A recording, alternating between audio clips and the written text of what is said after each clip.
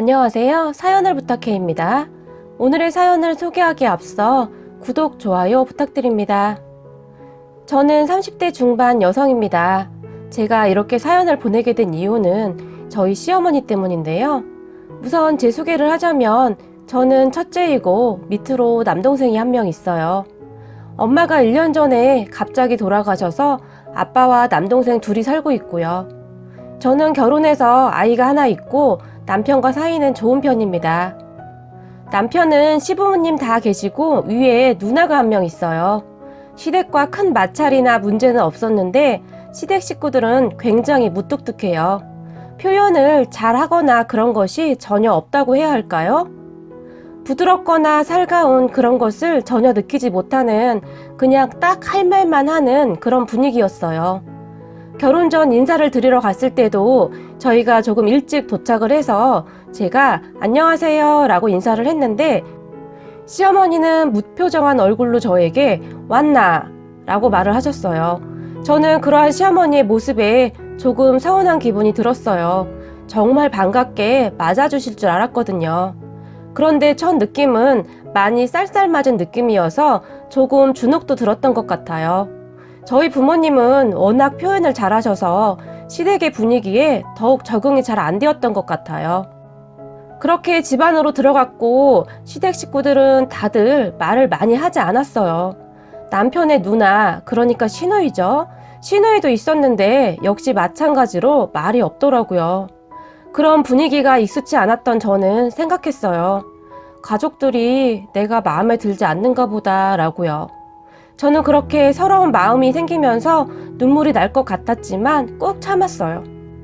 그렇게 시어머니와 시누이가 음식을 준비했는데 저도 눈치가 보여 쫄래쫄래 주방으로 들어섰는데 시어머니가 그런 저에게 니는 가만히 있어라 라고 말을 했어요. 그런데 말투가 너무 단호해서 저는 다시 겁을 집어먹고는 거실로 나왔는데 잠시 후 시어머니와 시누이가 대화하는 소리가 들렸어요. 식탁이 좁다. 아니다. 괜찮다. 뭐 그렇게 말을 하는 것 같더니 시누이가 베란다에 가서는 정말 엄청 큰 상을 가지고 와서는 척척척 상다리를 펴더니 행주로 상을 깨끗이 닦았어요. 동작이 정말 빠르더라고요. 그리고 곧 주방에서 반찬을 옮기기 시작했는데 저는 너무 놀라서 눈이 휘둥그레졌어요. 무슨 잔치상을 차린 줄 알았어요. 전도 종류별로 다 있었고 제가 처음 본 음식도 엄청 많았는데 정말 엄청나더라고요. 그리고 제가 좋아하는 음식들이 엄청 많았어요. 그렇게 밥상이 차려졌고 밥을 먹으려고 앉았는데 제가 그날 치마를 입고 갔어요. 그러다 보니 바닥에 앉기가 조금 불편했어요. 그래도 저는 내색하지 않고 앉았는데 갑자기 시누이가 벌떡 일어나더니 방으로 들어갔어요. 저는 모든 것이 낯선 상황이었기에 그런 시누이를 가만히 바라보고 있었는데 잠시 후 시누이가 담요를 하나 가지고 나오더니 제 다리 위에 살포시 올려놔 주었어요. 그리고는 저희 남편의 등짝을 퍽 하고 치더니 뭐하노니? 라고 말을 하며 남편을 째려봤는데 남편은 멋쩍은 듯이 웃었고 저는 그런 시누이에게 감사합니다 라고 말을 했는데 시누이는 그저 살짝 웃으며 아무렇지도 않게 밥을 먹었어요. 밥을 먹을 때도 다들 별말이 없어서 저도 정말 열심히 밥만 먹었던 것 같아요. 그런 분위기가 너무 어색해서 밥을 먹는 내내 밥그릇만 바라보느라 밥알이 몇 개였는지 알 수도 있겠다 싶을 정도였어요. 그런데 갑자기 시어머니가 그런 저의 밥 위에 음식을 올려놔 주셨는데 제가 좋아하는 음식들을 위주로 올려놔 주시더라고요. 저는 그렇게 넙죽넙죽 음식을 받아 먹었어요. 그런데 그 상황 속에서도 반찬은 정말 맛이 있더라고요. 시어머니 음식 솜씨가 좋은 듯 했어요. 그때 저는 그것이 우연인 줄 알았는데 시간이 한참 지나고 나서야 알게 되었어요. 제가 시댁에 인사를 가기 전에 시어머니가 남편에게 제가 무엇을 좋아하는지 물어봤다는 것을요. 남편도 워낙 말이 없는 사람이라 저에게 그러한 이야기를 하지 않았으니 저는 꿈에도 몰랐을 수밖에요.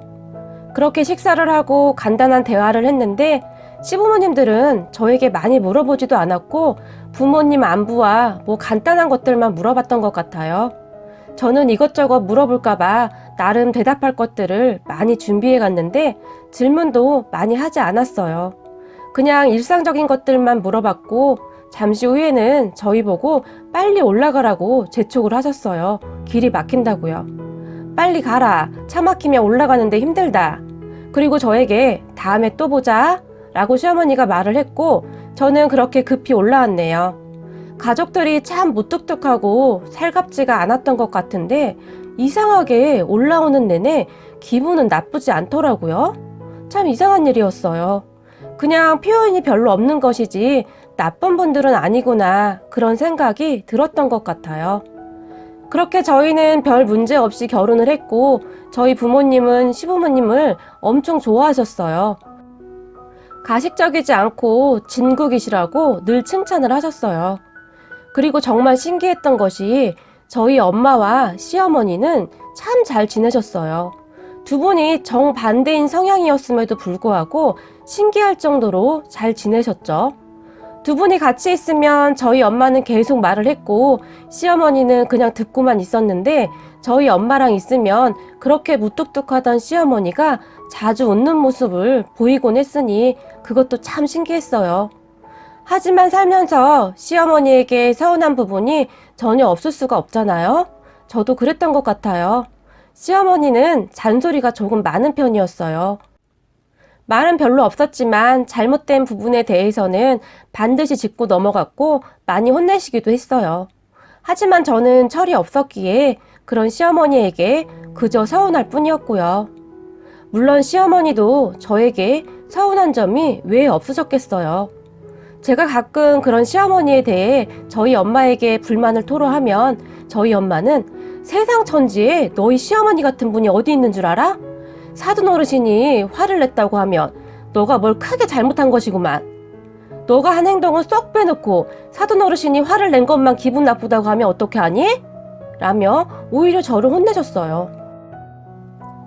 지금 생각해보면 그렇게 맞춰가며 가족이 되어갔던 것은 아니었나 하는 생각이 듭니다. 그러던 어느 날 하늘이 무너지는 일이 생겼는데요. 저희 엄마가 아프셨어요. 몸이 많이 아프셨는데 저희는 모두 우왕좌왕하고 있었어요. 그러한 큰일은 처음이었기에 아빠도 저희도 어찌할 바를 몰라 그저 눈물만 흘리고 있었는데 남편이 시댁에 알린 것인지 남편과 시부모님이 병원이랑 이것저것을 다 알아봐 주셨어요. 그리고 시누이는 회사에 휴가를 내고 저희 아이를 돌봐주었고요. 시댁 가족들 모두 비상사태에 무슨 훈련이 되어 있는 것처럼 움직였어요. 그런 가족들에게 정말 너무너무 고마웠어요. 그렇게 모두가 노력을 해주었음에도 불구하고 저희 엄마는 1년 정도 항암 치료를 받으시다가 돌아가셨고 저는 정말이지 세상이 무너지는 그런 기분이었어요. 엄마 장례를 치르는 동안에도 시댁 가족들은 모든 것들을 다 세심히 챙겨주었고 시어머니는 저에게 니는 맏딸이다. 정신 바짝 차려야 한대. 알겠냐? 정신 바짝 차리고 사돈 어르신 잘 챙기거라 라고 말을 했지만 저는 너무나 큰 충격을 받은 터라 누구를 챙기고 할 그런 정신은 아니었어요. 그런 저에게 시어머니는 잔소리를 하셨는데 얼른 사돈 어르신 걱정 끼치지 말고 밥 먹어라. 네가 그리 울기만 하고 밥도 안 먹으면 사돈 어르신 심정이 어떻겠나? 라며 저를 나무라셨는데 저는 그 당시 그런 시어머니에게 정말 짜증이 났어요. 어머님, 저 좀 그냥 두세요, 제발! 이라며 울면서 처음으로 시어머니에게 말대꾸를 한 것 같네요. 하지만 시어머니는 그 뒤에도 꿋꿋이 저에게 잔소리를 했고 틈틈이 제 입에 무엇인가를 넣어주셨어요. 저는 그것이 무엇인지도 모르고 그냥 그렇게 받아 먹었던 것 같아요. 그렇게 엄마 장례식을 치르고 저는 몇 날 며칠, 아니죠. 거의 한두 달을 정신이 나간 사람처럼 살았는데 시누이가 저희 집에 자주 와서 그런 저를 챙겨주었어요. 지금 생각해보면 하루 이틀도 아니고 그런 저에게 짜증이 날 법도 했을 텐데 시누이는 무슨 사명감 같은 것을 갖고 정말 잘 참아주었어요. 제가 가끔 짜증도 막 냈거든요. 지금 생각해보면 정말 제정신이 아니었던 것 같아요. 그렇게 조금씩 정신을 차려갈 무렵 저희 아빠와 동생이 걱정이 되기 시작했어요. 엄마가 안 계시니 밥은 어떻게 드시는지, 집안 살림은 어떻게 하고 있는지, 그제서야 걱정이 되기 시작했고, 어느 날 친정으로 갔던 저는 그만 깜짝 놀라고 말았어요. 냉장고 문을 열었는데 냉장고에 반찬이 가득했어요. 그래서 제가 아빠와 동생에게 이 반찬들 다 뭐야? 사왔어? 라고 물었는데 아빠가 그 많은 것을 사오기는 어디서 사오겠니? 사돈 어르신이 보내주셨어. 라며 웃으셨어요. 저희 아빠가 웃는 모습을 참 오랜만에 봤던 것 같아요. 그리고는 아빠가 정말 힘이 들어서 입맛도 없었는데 참 산 사람은 사라진다고 사돈 어르신이 보내주신 반찬으로 요즘 삼시세끼 아주 잘 먹고 있다. 사돈 어르신 음식이 아주 맛이 있어. 라며 다시 웃으셨어요. 그리고 옆에 서 있던 제 동생은 누나, 그런데 사돈 어르신은 아빠와 내가 좋아하는 음식들을 어떻게 그렇게 잘 알고 계신 거야? 라며 제게 물었는데 저는 그만 눈물이 앞을 가려서 어찌 해야 할 바를 모르겠더라고요. 그렇게 저희 가족들은 시댁 가족들의 정성으로 조금씩 회복되어 가고 있었던 것 같아요. 엄마의 빈자리는 어찌할 수 없었지만 그러한 빈자리가 느껴지지 않도록 남편과 시댁 가족들은 정말 많이 애를 써주었어요. 시어머니는 그렇게 한동안 음식을 해서 택배로 보내주거나 가끔은 저희 친정에 직접 방문을 해서 음식을 가져다 주시기도 했어요. 가끔 시아버지가 운전을 해서 같이 오셨는데 저희 시아버지 차에 음식을 가득 싣고 그렇게 오셨어요. 그리고 음식을 냉장고에 차곡차곡 넣어주시고는 저희 아빠에게 사돈, 오늘은 우리가 사돈한테 밥 좀 얻어먹으러 왔어요. 괜찮지요?